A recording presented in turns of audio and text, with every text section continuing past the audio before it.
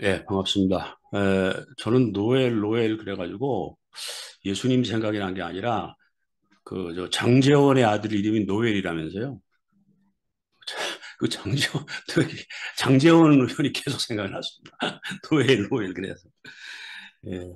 예, 오늘은 정말 이 성탄절날 저 주일이 겹치고 이렇게 날이 쉽지 않고 그래서 뭐 성탄절이니까 뭐 심각한 토론 위주보다 만담형의 좀 산만한 그런 담화를 드리겠습니다. 평소에 제가 10분을 정확하게 맞췄는데 오늘은 11분이 될지도 모르겠네요.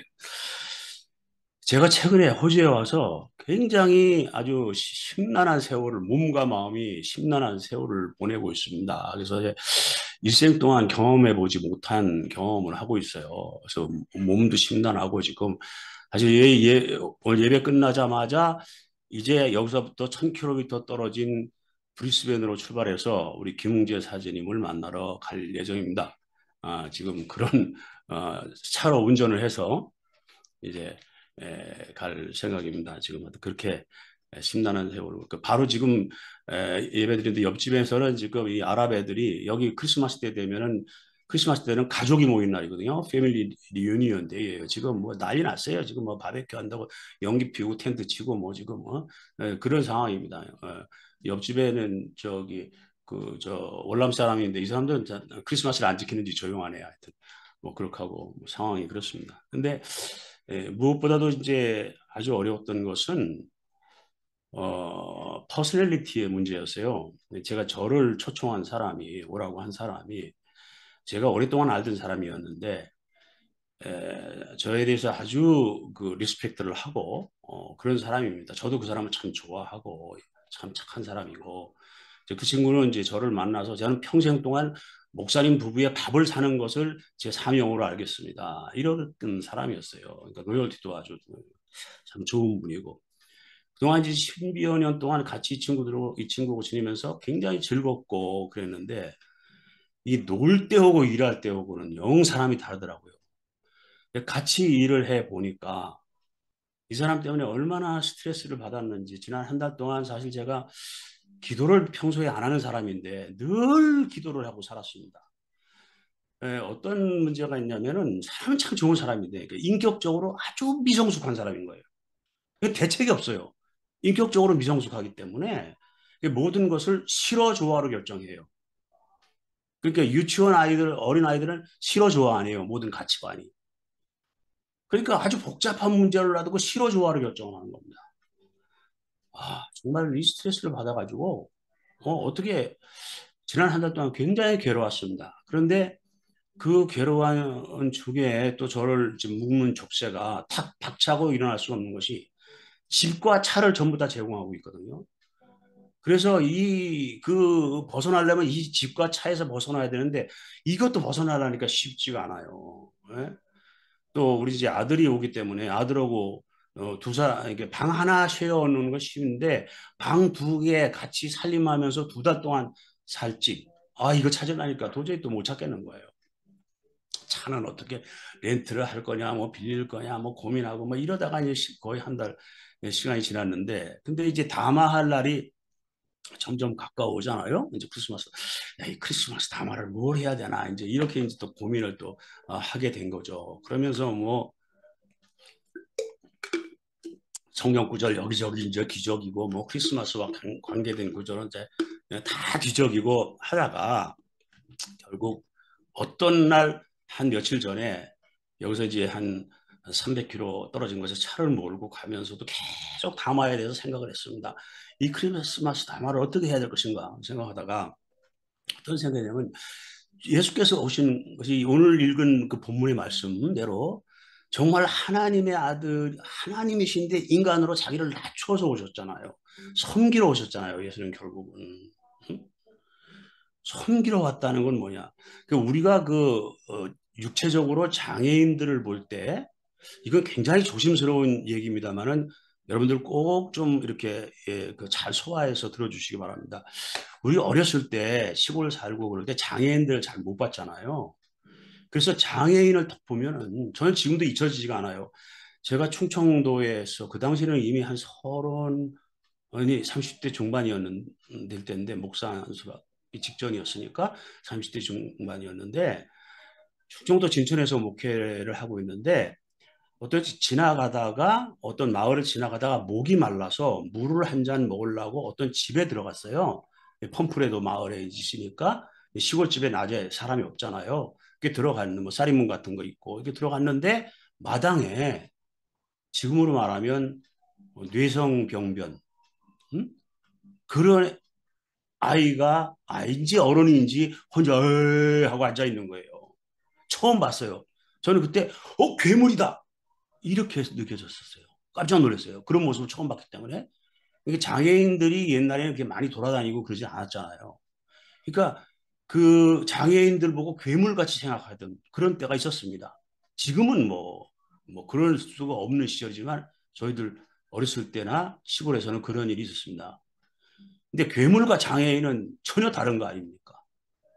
장애를 가진 사람인데. 저는 처음에 이 친구를 보고 나이가 60이 넘은 사람이 어떻게 이렇게 생각이 이렇게 유아적일 수 있는가. 그래서 괴물스럽게 생각을 했었습니다. 근데 나중에 알고 보니까 그게 아니고 인격이 발달이 늦은 걸 뿐이었어요. 그러면서 무슨 느낌이냐면 우리가 장애인을 돌보고 섬기기까지는 안 하지만 장애인을 이렇게 돌보지 않습니까? 장애인을 보고 지금 그거를 폄하하고 그런 사람은 그 사람이 장애인이죠. 그런 사람 없죠. 정상적인 사람. 그렇다면 인격적으로 미성숙한 사람도 존중해야 될 거 아닌가. 이런 생각이 들었습니다. 무슨 말씀이 아니겠어요? 내 주변에 인격적으로 미성숙한 사람이 있어요. 그럴 때 그 사람을 폄하하거나 그 사람 때문에 화를 내거나 불쾌하거나 할 것이 아니라 저 사람은 육체적으로 미성숙한 것이 아니라 인격적으로 미성숙한 일종의 장애를 가진 사람 아닌가. 그래서 그 사람을 내가 섬겨야 될 것이 아닌가. 이런 생각이 들었습니다. 제가 아마 다마를 맞지 않았으면 그런 깨달음이 안 들었을 거예요. 다마를 전제로 하고 생각하니까 이제 그런 깨달음이 들었습니다. 그 다음부터 이제 마음이 바뀌었습니다. 저 사람을 내가 섬기자. 저 사람을 내가 좀 보살피자. 이런 생각으로 바뀌었습니다. 그것이 제게 준 크리스마스가 준 깨달음입니다. 뭐 예수님이 이 세상에 오신 거뭐 누가 모릅니까? 불교 신자들도 다 알죠. 그리고 뭐 우리가 정말 예수님 오신 걸 뭐 기뻐하고 뭐 찬양하고 그런 건 다 알죠. 그러나 정말 내 생활 속에서 예수가 오셨다라고 하는 건 어떤 의미일까요? 어떻게 받아들여야 될까요?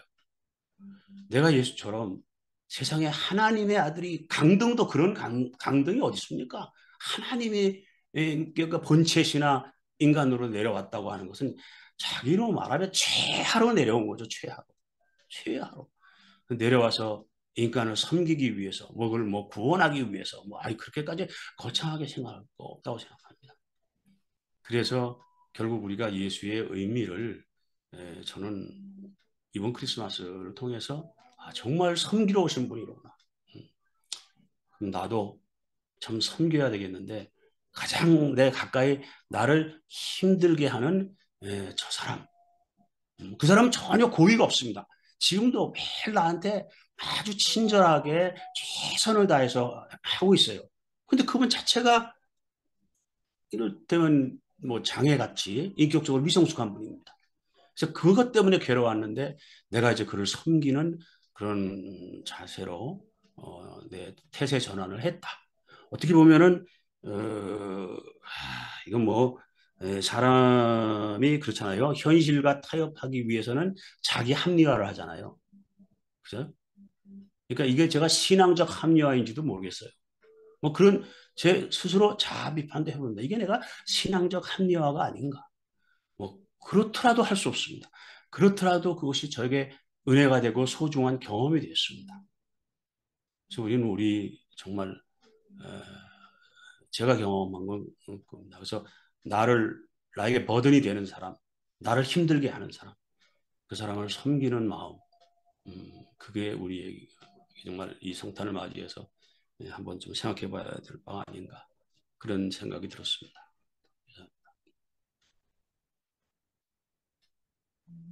네, 크리스마스가 준 깨달음.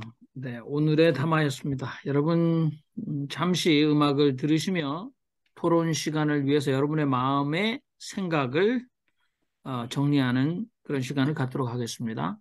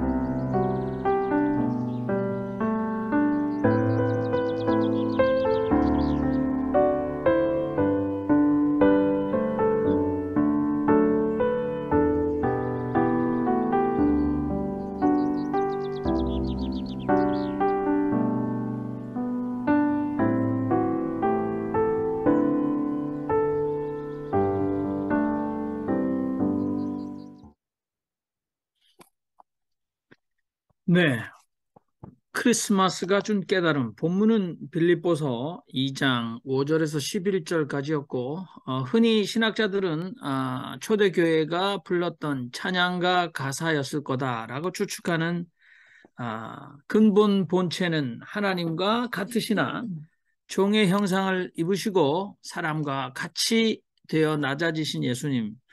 그것을 통해서 우리가 흔히 말하듯이 섬기러 오신 왕 예수 그러시면서 우리 지성수 형제님의 삶 가운데 나를 따르고 나를 지지하고 나를 대접해 주는 이분, 내가 어떤 방법으로 이분을 가장 필요한 모습으로 섬길 수 있을까라는 고민이 구구절절히 드러났던 것 같습니다.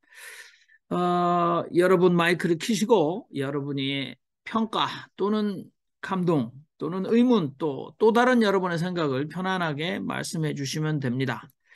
어, 오늘 특별히 특별 찬양할 때 우리 최한 형제님 기도까지 해 주셨는데 더 이상 성탄절에 교회가 성탄의 본래적 의미대로 행하지 않은 것에 대한 따끔한 지적이 있는 기도였습니다만, 뭐 교회에 대한 어, 그 인식 또는 교회는 이런 곳이다라는 것 중에 우리가 자주 듣지 못했던 것이 교회는 세상의 종이다. 그래서 뭐 교회는 아, 좋은 소식을 전하는 곳이다. 교회는 성도의 교제가 일어난 곳이다. 뭐, 교회는 구원의 방주다. 뭐 많은 얘기들이 있습니다만은 교회 하면 servant of the world, 세상을 섬기는 종. 그런데 요즘에 교회가 세상을 섬기는 종이다 그러면 지나가는 사람들이 다 웃을 것 같습니다. 우리는 교회 계속해서 갖다 바쳤고 교회가 시키는 대로 행했습니다. 아무튼 섬긴다는 의미, 예, 우리 오클랜드 뉴질랜드의 신성래 형님 오늘도 첫 운을 떼 주시겠습니다. 예, 먼저 최요한 형제님 그 멋진 찬양 잘 들었습니다. 그 최요한 형제님 목소리에는 그 마음이 담겨 있는 것 같아요. 그래서 참 들을 때 좋았습니다. 거듭 감사드리고요. 김 목사님 오늘 그 좋은 말씀 해주셨는데 이게 사실 당연하지만 우리가 참 실천하기는 어려운 것 같아요. 누가 예를 들면 노래를 못한다, 뭐 축구를 못한다, 뭐 운동을 못한다, 공부를 좀 못한다. 사실 그게 무슨 비난할 일은 아니거든요. 그 재능의 문제인데 마찬가지로 장애나 이런 것도 건강하지 못하고 그런 것인데 이제 우리가 그걸 쉽게 받아들이지 못할 경우가 많았죠. 그런 면에서 참 이게 실제 실천하기는 쉽지 않은 문제고 근데 다른 거 못하는 건 조금 그래도 받아주겠는데, 이제 보면은 인격적으로 부족하고 심성이 좀 부족하고 이런 사람들은 사실 참 받아주기가 쉽지 않거든요. 그래서 이게 참 어려운 것 같아요. 그래서 마음으로는 그렇지는 않은데 다 우리 섬김의 대상이긴 한데 그게 늘 이제 뭐 순간순간 쉽지가 않죠. 어, 화를 나게 하기도 하고 짜증을 나게 하기도 하고 뭐 그러니까요. 그래서 저도 그 오늘 담화를 듣는 중에 예전에 여기 뉴질랜드 처음 왔을 때 그 한 친구가 생각이 나더라고요. 그 친구하고 헤어진 게 크리스마스쯤입니다. 근데 처음에 여기 도착했을 때 연배도 저하고 같고 이제 교회에서 만났습니다. 조그만 뭐 여기 한인교회에서 만났는데 이 친구가 따져보니까 한국에 있는 제 다른 친구의 친구였어요. 한 다리 건너 친구입니다. 그러니까 이 먼 데까지 와서 그렇게 또 만나니까 반가운 마음에 어 가깝게 지내게 됐죠. 뭐 여기 저는 여기 뭐 한 사람도 아는 사람 없이 왔으니까요. 그래서 처음 6개월을 아마 일주일에 한 6일은 매일 만나서 낚시를 갔어요. 처음 여기 오니까 뭐 바다 좋고 공기 좋고 그러니까 뭐 잠깐 사이에 한국 사람들 금방 가까워지잖아요. 이 친구가 또 처음 해보니까 좋은 면만 서로 보이는 거죠. 그래서 아주 뭐 서로 왔다 갔다 하면서 집안도 왕래하고 아이들도 왔다 갔다 하고 그렇게 아주 가깝게 지내고 실제 또 이 친구가 성격도 아주 호탕하고 뭐 남자답죠. 남자답고 시원시원하고 그래가지고 또 저한테는 특별히 아주 잘해줬어요. 서로 뭐 옛날 얘기하다 보니까 뭐 통하는 것도 있고 그래서 그 낚시 타고 예를 들면 조금 먼데 가면은 오클랜드 근처도 한 2시간 낚시터가 있고 그러면 가는 길 2시간 오는 길 2시간이면 4시간이거든요. 그러면 그 차 안에서 또 얘기하다 보면 어떤 날 밤에는 비도 오고 그러면 비길을 달리면서 사람들이 좀 더 진지해지는 거 있지 않습니까? 그래서 뭐 우리 앞으로 여기 먼 데까지 왔는데 같이 좀 헤어지지 말고 가깝게 지내자. 우리 형제처럼 지내자. 뭐 이렇게 아주 좋은 사이로 왔고 실제 또 그 친구 사업하는데 제가 또 같이 관여해서 많이 거들어 주기도 하고요. 그런데 어떤 순간 그렇게 한 1, 2년 지나다가 어떤 순간 그 친구를 멀리하게 된 계기가 있습니다. 뭐 제 잘못 지금 와서 생각하면 제 잘못이긴 한데 이 친구가 저한테는 그렇게 잘하는데 나중에 보니까 여기저기 다니면서 욕을 많이 먹고 있어요. 그 이유를 보니까 좀 남한테 야박하고 또 다른 사람 험담도 또 좀 하고 뭐 이러고 다니는 것 같아요. 그러니까 그때만 해도 저도 30대였기 때문에 뭐 사람은 친구를 좀 가려 사귀어야지 하는 이런 생각이 좀 있었거든요. 그래서 저도 뭐 마음이 넓지 못하고 그래서 이게 좀 친구는 좀 가까, 가까이 하기 좀 힘들다. 그리고 결정적으로 이 친구가 말을 바꾸는 거예요. 그러니까 그냥 어제, 그제, 지난주까지 아주 그 진지하게 한 얘기인데 좀 지나서 보면 그 말이 다 없어지고 말을 바꾸는 거예요. 그래서 이건 좀 힘들구나. 가깝게 지내기 힘들구나. 그래서 결국은 제가 뭐 연락 안 하고 멀리 하고 또 마침 그 즈음에 다른 동네로 좀 이사도 가게 되고요. 그래서 소원하다가 또 그렇게 한 몇 달을 그렇게 지내다가 결국은 그 친구가 또 나중에 다른 나라로 또 가게 됐어요. 사실 진짜 친하게 지내면은 계속 연락을 할 텐데 그렇게 해서 멀어져 간 친구가 있습니다. 지금까지 연락을 못 하고 있습니다. 그때만 해도 인터넷 이런 게 잘 안 돼 있으니까요. 뭐 연락처도 제대로 주고받지도 못했고. 근데 지금 와서 제가 이제 좀 그게 후회되는 면이 제가 좀 더 너그럽게 뭐 누구나 단점이 조금씩 있고 그런데 좀 연락도 하고 그랬어야 되는데 제가 연락을 안 하니까 그 친구도 이제 뭐를 느꼈는지 멀어졌죠.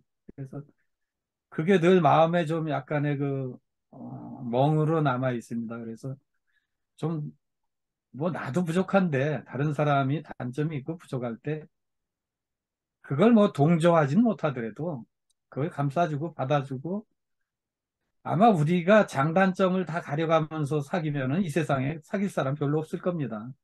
그리고 공동체도 그래요. 이 사람은 이게 탈이고 저 사람 저게 탈이고 이래서 그거를 이렇게 조금씩 소외시키면은 참 어렵죠. 나만 아는 사람이 없는 것 같아요. 그래서 서로 부족해도 감싸주고 하는 게 예수님의 정신이 아닌가. 만약에 예수님의 수준대로 얘기하면은 예수님이 사귈 수 있는 사람이 누가 있었겠습니까? 아마 뭐 그 당시 철학자를 갖다 골라다 사귈 수도 없고 뭐 귀족들을 모아도 안 될 거 아니겠습니까? 그런데 예수님은 가난하고 약한 사람들 그 속에서 같이 환자의 집에 가서 자기도 하고 그렇게 사셨거든요. 그래서 그런 걸 좀 따르는 그런 게 필요하다. 말씀이 길어서 죄송합니다. 감사합니다. 네.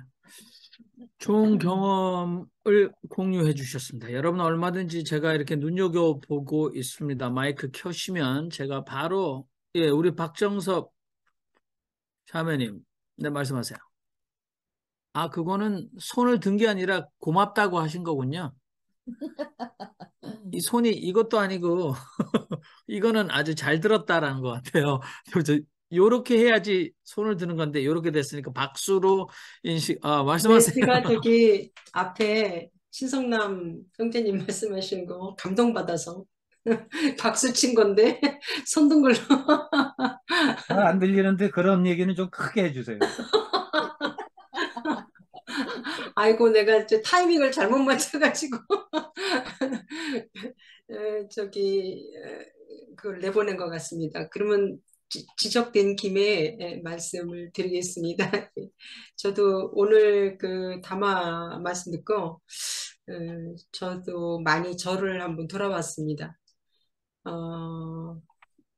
나이가 저도 꽤 들었는데도 그냥 사람하고의 관계에서 내면적으로 되게 갈등들이 많이 일어날 때가 많이 있어요. 그래서 어떤 날은 왜 내가 이 나이가 됐는데도 이렇게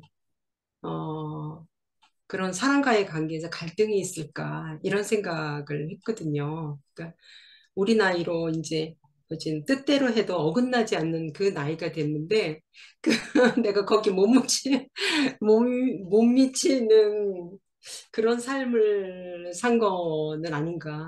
뜻대로 하면 갈등이 자꾸 일어나는 나이가 아직도 일어나는 나이가 됐으니 그래서 막 그러는데 다시 생각해 보니까 이제 오늘 또 지성수 형제님 또 말씀 들어보니까 평소에 못 깨달으신 거를 그 사람과의 관계에서 깨닫잖아요. 그렇듯이 사람과의 관계가 없으면은 자기를 돌아보지 못하는 것 같아요. 우리가 사람이 성숙해지려면은 늘 자기를 성찰해야 되는 게 있는데 아무 일도 없고 너무 맨날 평안하다 그러면 자기를 돌아볼 수 있을까요? 자기를 돌아볼 수 없을 겁니다, 아마. 그래서 사람과의 관계에서 갈등이 있고 문제가 생기고 그래야 그때서야 비로소 괴로우니까 내 내면을 들여다보게 되고 성찰하게 되는 것 같습니다. 그래서 그 당시에는 좀 긴장되고 또 힘들고 하지만 그게 나쁜 것만은 아니라는 생각이 듭니다. 자기가 성숙할 기회여서 그거를 지나면 또 자기의 또 다른 면이 또 성숙해지는 것 같아서 저도 이제 갈등이 있고 그럴 때 막 잠시 그러니까 옛날에는 한 뭐 며칠을 속상했다면 지금은 이제 좀 그 시간이 많이 단축되면서 나를 돌아보고 내 어떤 면이 있어서 이렇게 자꾸 부딪힐까 그러고 내가 고쳐야 될 것은 뭔가 이런 것들을 좀 돌아보게 됩니다. 사람과의 관계에서 특히 제가 생각하는 것은 상대는 변하지 않는다는 것입니다. 우리는 이제 막 갈등이 있을 때 저 사람 왜 저래 이렇게 고쳤으면 좋겠다 막 이제 이런 생각을 저도 이제 주로 해서 제가 화가 나고 짜증이 나는 것 같아요. 근데 상대는 절대로 변하지 않습니다. 그래서 상대가 변하지 않으면은 거기에서 좀 평화로운 관계를 유지하고 같이 이 세상에서 공존하면서 살려면은 내가 변해야지 공존해서 살 수 있는 것 같습니다. 그래서 갈등이 있을 때 내가 변할 수 있는 좋은 기회라고 생각하고 옛날보다는 그런 좀 긴장되고 속상하는 그 시간들이 좀 짧아진 게 제가 좀 달라진 점이겠죠. 예, 오늘 말씀 잘 들었습니다. 감사합니다. 네. 저는 뭐 이런 말을 옛날에 들었어요. 뭐 그 영어로 했는데 뭐 여러 번 말씀드린 것 같은데 human problem, 근데 human beings가 낫겠죠. human beings problem is relational problem. 그래서 인간의 문제라는 건 결국 관계 문제다. 근데 제가 사실 뭐 그렇게 칭송하면서 살지는 않습니다. 그 아주 그 따르는 추종자들처럼. 그런데 이 법륜 스님의 증문즉답에 보면 많은 사람들이 이렇게 줌으로 요즘에는 이렇게 어떤 질문하고 그 중에 어떤 거는 그 모든 질문과 답변을 그 글로 해서 페이스북에 올린 게 있거든요. 그래서 뭐 대표적인 성공 사례겠죠. 근데 거기에 보면 뭐 여러 가지 고민들 물어봤을 때 그걸 바로 들어서 그 법륜 스님이 해답을 제시할 때 보면 제가 볼 때 기독교인들보다 훨씬 더 수준 높은 노하우나 축적된 데이터나 방법들이 있어서 인간관계 문제, 지금 우리 박정섭 자매님이 남을 바꾸려 하기보다는 내가 변화되는 것이 진정한 변화다라는 이 이제 원리를 가지고도 실제 삶 속에서 너무나 잘하는 걸 제가 보면서 기독교인들이 뭐 용서하라, 뭐 서로 사랑하라 이런 것들은 거의 애교 수준으로만 구호로 외치다가 결국 삶에서 교회 안에서 일어나는 인간 갈등을 보면서 조금 진짜 제자 훈련 시스템은 만들어 놓고 제자 훈련한다고 제자가 되겠다고 그렇게 왔다 갔다 했는데 제자는커녕 근데 이게 가족이면 그 사람이 모나고 모자르고 장애가 있고 만성 어떤 그 인격 질환이 있어도 어쩌겠어요. 그런데 가족이 아닌 사람이 내게 그랬을 때 우리가 그걸 어떻게 어느 정도까지 용납하겠어. 안 보면 그만이지. 이게 쉬울 텐데 우리 성탄절에 정말 지금 우리 신성남 형제님도 예수께서 가난한 자와 압제받는 자 그리고 죄인과 창기들의 친구였다. 그런데 어떻게 지내야지 그렇게까지 될 수 있을까? 이런 심각한 질문이 우리 속에서 용솟음 치고 있습니다. 아무튼 저 혼자 계속 떠들고 있는데요. 여러분 마이크를 문영훈 형제님 말씀해 주십시오. 어, 오늘 지성정 의원님께서 그 교리에 대해서 말씀하시겠구나 이렇게 예상했는데 완전히 벗어났네요. 저도 그 몇 가지 경험이 있어서 그 어머니를 나중에 혹시 돌볼 일이 있겠다 싶어서 그 요양보호사를 교육을 갔었어요. 그 요양보호사를 가면은 실습이 있는데 일주일은 그 요양보호사가 직접 가정으로 오는 제가 하는 경우가 있고, 그 다음에 이제 일주일은 요양원에 가서 돌보는, 실습하는 2주가 있는데, 그 교육을 받을 때는 진짜 이러한 요양을 받아야 될 분들의 마음을 헤아려서 제대로 해야 되겠다고 해서 섬기러 갔거든요. 근데 이제 요양원에 가면 거의 다 이제 치매 환자분들이 많고, 그 중에 이제 좀 정신이 괜찮으신 분들은 그분들을 이제 가지고 놀리는 그러한 분위기고, 그리고 한심할 정도로 그 요양보호사들이 사무적으로 대하고 오히려 뭐 기계적으로 대하는데 아주 놀랬거든요. 근데 이게 이제 처음 마음하고 좀 그런 과정에서 계속 익숙해질 때에 나오는 마음이 이 직업적으로 이제 우리가 직업적으로 얘기한다는 내용하고 똑같아요. 그러면 상대를 그냥 섬기고 약한 사람을 좀 더 도와준다는 그런 마음이 없어지고 그냥 그냥 기계적으로 움직이는 거죠. 내 직장이고 상대는 내 직장을 내가 하는데 업이다 이런 생각을 하게 되면 완전히 달라져요. 그리고 이제 그 재가로 가면은 이분들은 정신은 말짱하고 어느 정도 그 행동이 좀 불편하기 때문에 오는 그 요양보호사들 이용해요. 이용하려고 하는 생각을 계속 이렇게 마음을 그 하게 됩니다. 그러면 상대의 그런 마음을 이렇게 받아들이고 시간이 오래 가면은 처음에 자기가 가지고 이분들을 좀 도와야 되겠다는 마음은 완전히 사라지는 걸 느껴요. 여기에서 이 갈등이 엄청나게 심했었어요. 지금은 이제 또 이렇게 그런 생각에 어떻게 하면 좀 이렇게 어려운 사람에 대해서 이 예수님 마음을 가질 수 있겠느냐 이렇게 생각할 때에 너무나 어렵습니다. 이게 아마 죽을 때까지의 과제인 것. 왜 그러냐면 처음에 그런 마음을 갖다가도 아까 지영자님 말씀대로 상대가 내 생각에 완전히 벗어난 행동을 해버리면 또 그냥 화가 나니까 그런 초기의 마음이 싹 사라지잖아요. 그래서 그래서 지금 생각한 건 그렇습니다. 지금 내 기준이 지금까지 세워졌는데 이 기준을 상대의 기준으로 바꿔야 되겠다. 좀 이런 마음을 좀 가져보려고 노력을 합니다. 지금은. 다른 분들은 어떤지 모르겠네요. 이상입니다. 네, 우리 지성수 형제님의 그 철칙, 가는 말이 거칠어야 오는 말이 곱다. 그 대부분 그렇게 말하면 모든 사람이 손뼉을 치며 공감을 했었는데 실제로 저도 그렇게 해보니까 목소리 좀 눈에 힘주고 말했더니 공손하게 답변을 하더라고요.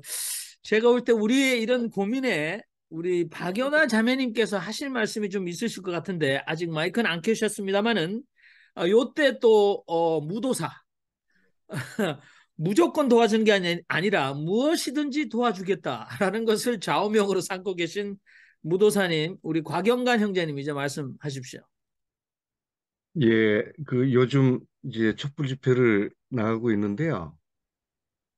오늘 뭐 제 나름의 해답을 하나 얻었다고 봐야 되겠습니다. 이제 뭐 섬긴다라는 말에 과연 내가 뭐 윤석열과 이제 그 일파를 섬겨야 되느냐, 신앙이라면은 섬겨야 되는가라는 그런 이제 숙제 뭐 의문 그런 게 있었는데 지금 오늘 이제 담화를 들으면서 내가 섬겨야 될 사람은 예를 들어서 이제 이태원 참사 당하신 분들, 또 어려우신 분들, 여러 가지 검찰 권력에 의해서 힘들어하신 분들을 섬기는 것이 나한테는 맞는 이야기다. 그럼 내가 섬겨야 되는 사람들을 위해서 내가 할 수 있는 일은 윤석열과 일당한테 저항을 하는 것이 참된 섬김이 아니겠나. 이렇게 이제 내 나름으로 정리를 했습니다. 오늘 지성수 목사님 담화 감사합니다. 그냥 네. 제가 나름으로 깨달은 바입니다. 네, 네. 요게 이제 사실은 남미 해방 신학에서 해방 신학자들이 먼저 경험하면서 바로 그 저항, 이것이 남미의 주교들은 철저히 세상을 섬기는 종으로 사제 사역을 하셨던 거죠. 우리 박연아 자매님 마이크 키시고 좀 이런 그 초보적인 고민, 요양사들이 초심을 버리고 근데 이제 미국 사람들은 뻔뻔하게 뭐 뻔뻔하든 안 뻔뻔하든 이게 사실은 그 간호사 또는 이 요양보호사 뭐 이런 분들은 사실 직업 성향이 남을 섬기는 것이 기쁨이요 즐거움이 천성인 분들이 많이 그 일을 하거든요. 그래서 대부분 얼굴로 웃어주고 참아내는 건 대부분 하세요. 근데 이제 한국 분들은 좀 그 성격이 한국 분들 전체로 제가 말을 하는데 좀 극단성이 좀 있어요, 한국 사회에서는.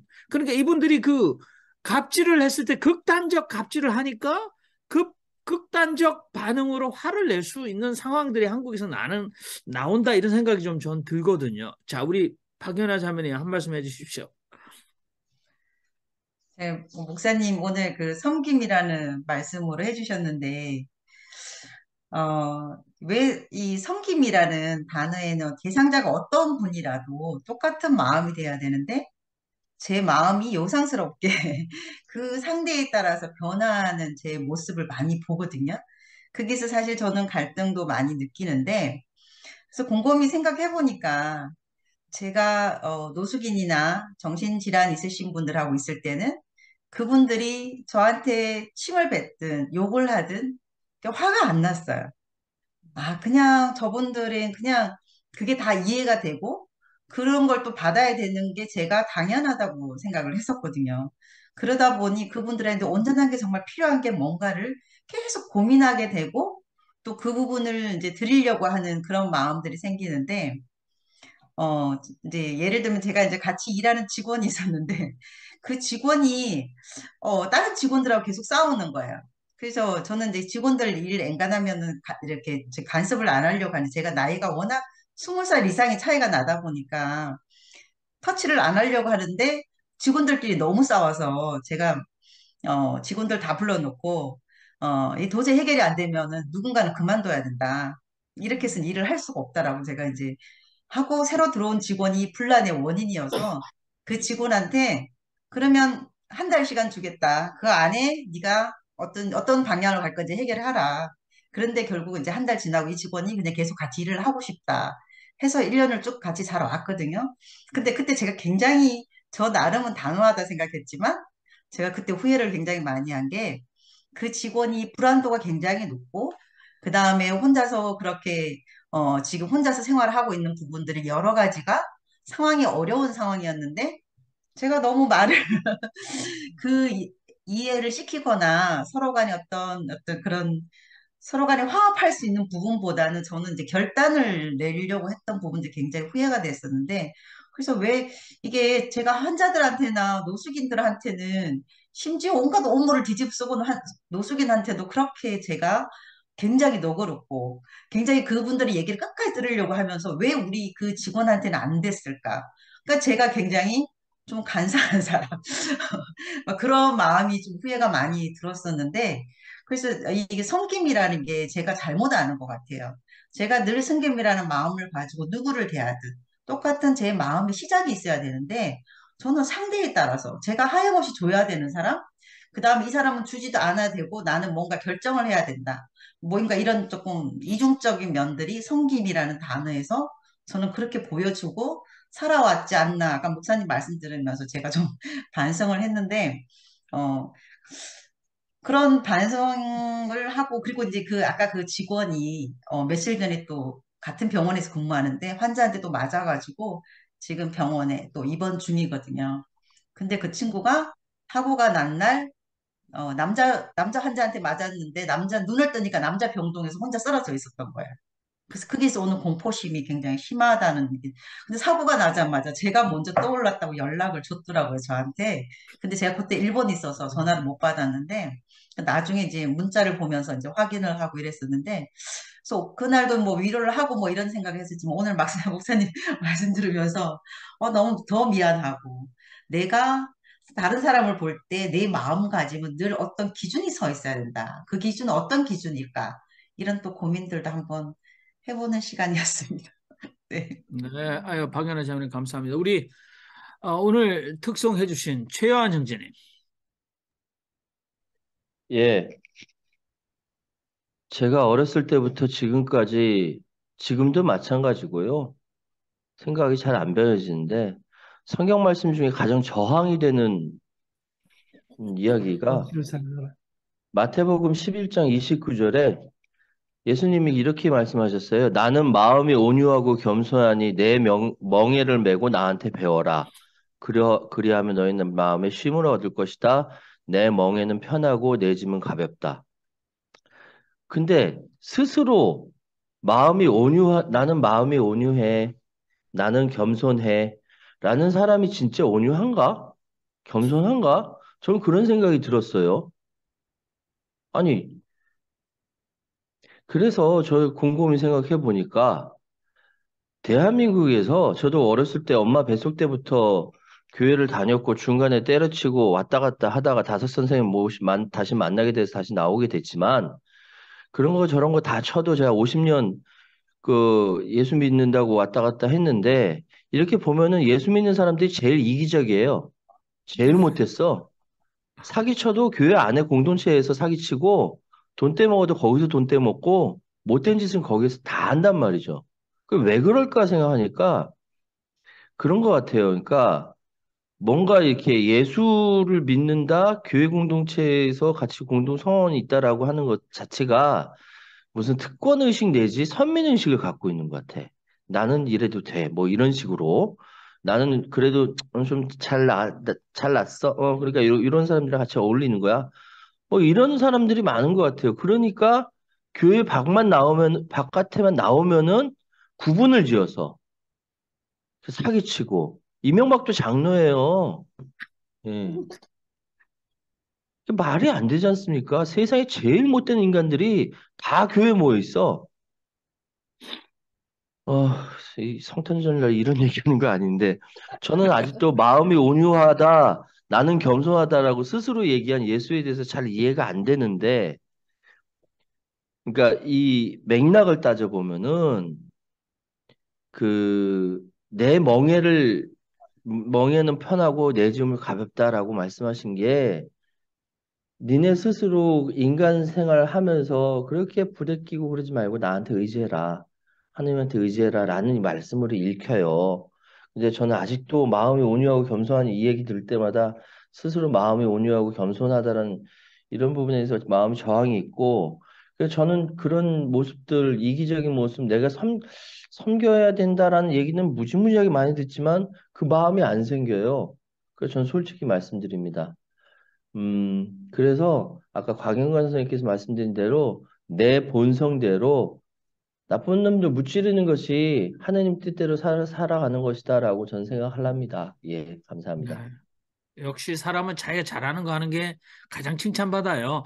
저도 그렇거든요. 근데 아무튼 뭐 여러분 시간이 이제 마무리할 시간인데 우리 지성수 형제님께 마이크를 돌리기 전에 또 마이크 키시면 한 말씀 하시면 좋겠습니다. 저는 그 트레스 디아스 뭐 이게 남미 말로 그냥 그 스페니쉬로 3일 그죠? 그래서 트레스 디아스에 가면 거기에 선배들이 오잖아요. 그래가지고 그 3일 동안 정말 뭐 신입 와가지고 트레스 디아스 그 훈련에 참여하는 사람에게 정말 왕처럼 모셔주거든요. 그분들이 아침부터 와서 필요한 거 없습니까? 이건 제가 옮겨드릴게요. 뭐 그 매뉴얼대로는 정말 잘 섬기는데 그 사람들이 그 끝나고 집에 가면 자기 마누라한테 하는 거 보면은 이게 근데 거기 가가지고 그 이중성을 보고 아주 트레스 디아스에 침뱉은 사람 간증을 직접 들어왔거든요. 여러분 제가 계속 떠들지만 저도 여러분에게 또 뭐 우리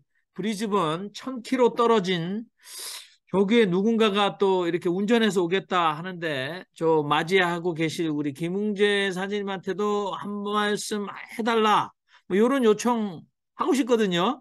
그러면은 김웅재 사장님 잠깐 하시고 우리 지성수 형제님이 마무리 해주시면 될 것 같아요. 우리 김웅재 사장님 브리즈번 네, 안녕하십니까? 1000km 예, 운전해서 오신다는데 우선 어떠세요? 예. 그, 오늘 정영민 형제님, 제가 종종 사용하는, 그 속담 중에 소문난 잔치에 참. 아니, 왜 제 생일을 축하 안 해주세요? 섭섭합니다. 말로만 형님, 형님 하지 말고 좀 생일 축하 좀 진하게 좀 해주시지. 쓸데없는 얘기만 계속하고. 그, 감사합니다. 오늘 이제 지성수 형제님 말씀 잘 들었는데요. 이제 섬김에 관해서 그 섬김과 관계, 이제 섬김은 늘 관계하고 또 연결이 되지 않습니까? 저 입장에서 뭐 이제 그 부분에 대해서 이제 목회에 한번 실패를 경험한 한 사람으로서 이제 뭐 경험담을 이야기하자면 뭐 나 밤을 새도 부족할 것 같은데요.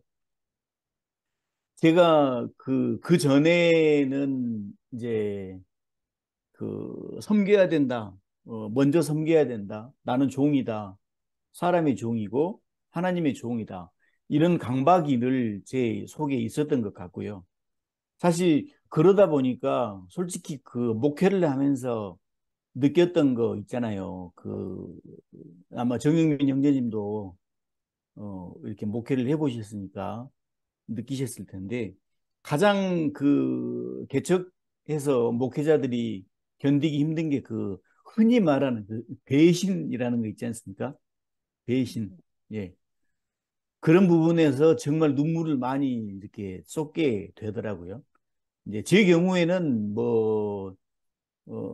여기 이민교회를 하다 보면 참 마음이 아프고 꼭 도와줘야 되겠다라고 생각되는 분들이 있어요. 어떤 분들이냐면 이제 신분 때문에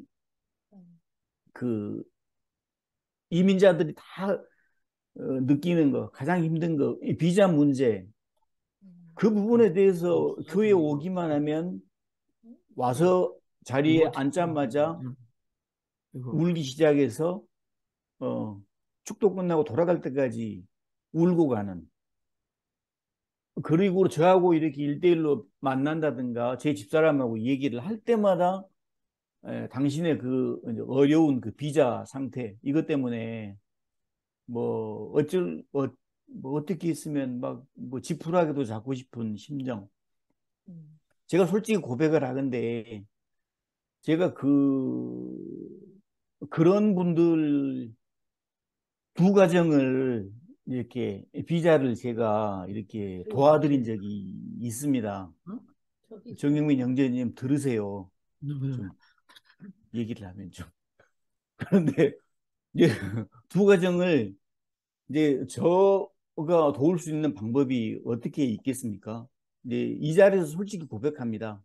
제가 사문서 위조를 해서 그분들이 마치 저희 교회 직원인 것처럼 사문서 위조를 하고 제 통장에 있는 돈하고 이런 걸 막 여기저기서 빌려서 끌어모아서 가짜 통장을 만들고 입출금 내역을 가짜로 만든 다음에 이제 저희 교회에서 그분들을 고용을 했다.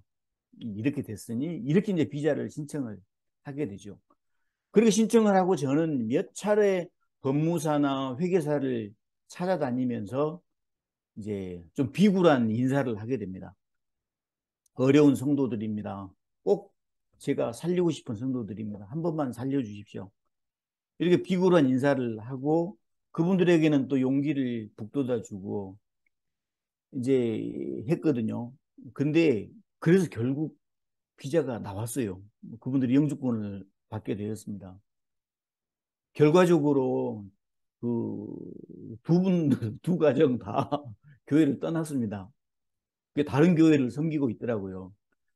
이제 그러면서 한 번은 제 아내가 가장 먼저는 상처를 받더라고요. 야, 이 세상에 이럴 수가 있나.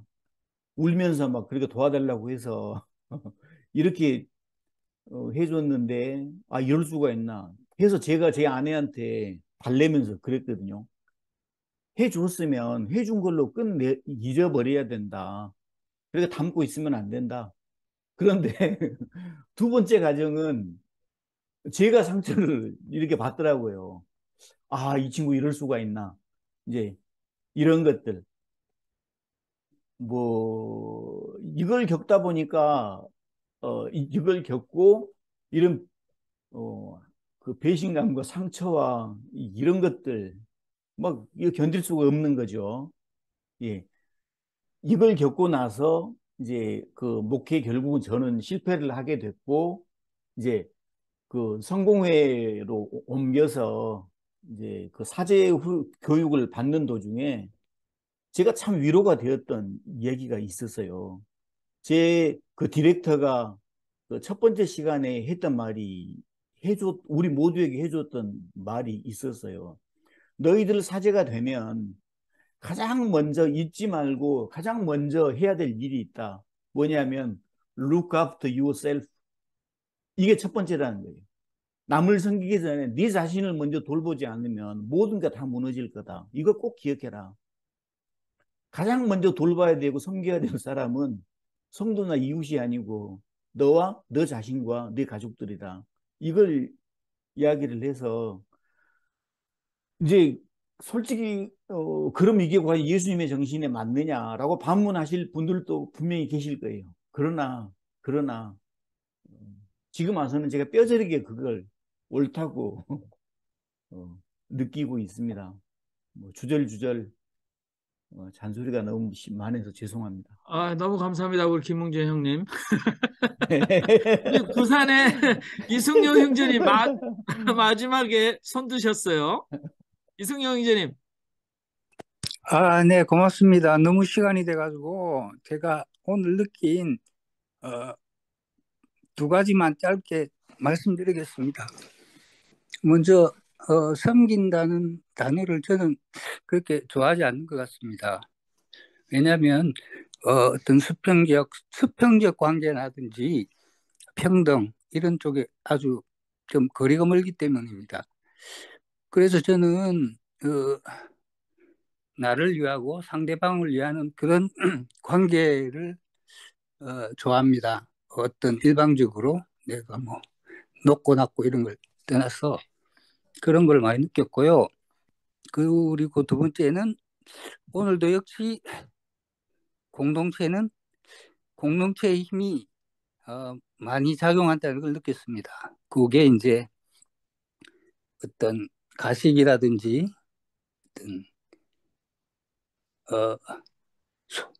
어떤 진심으로 말하는 그런 강력한 힘을 오늘도 많이 느꼈습니다. 항상 느끼지만 오늘은 그런 부분이 제가 좀 더 많이 느꼈다고 이렇게 말씀드리고 싶습니다. 고맙습니다. 네, 지성정 형님 마무리해 주시고 기도해 주시면 좋겠습니다.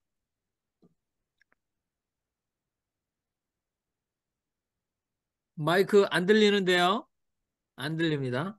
오늘 섬김의 주제에 대해서 얘기하는데 반동분자가 두 명이 나왔어요. 최요한 형제하고 이승용 형제. 그런데 여기서 그 반동분자를 척결하는 방법에 대해서 말씀드리겠습니다. 그 직업적, 습관적, 기계적 섬김을 말하는 것이 아니고 그거 아니고 섬기지 않으면 다른 방법이 없을 때 섬기지 않으면 다른 방법이 없을 때 섬기는 게 진짜 섬김입니다. 그게 지혜입니다. 근데 대부분의 인간들은 섬기지 않으면 다른 방법이 없는데도 섬기지 못해요. 그게 키입니다. 그게 키. 요번에 제가 깨달은 게 바로 그겁니다. 섬기지 않으면 다른 방법이 없는데 막 헤매다가 이거구나라고 느낀 겁니다. 예, 바로 이겁니다. 자, 기도합시다.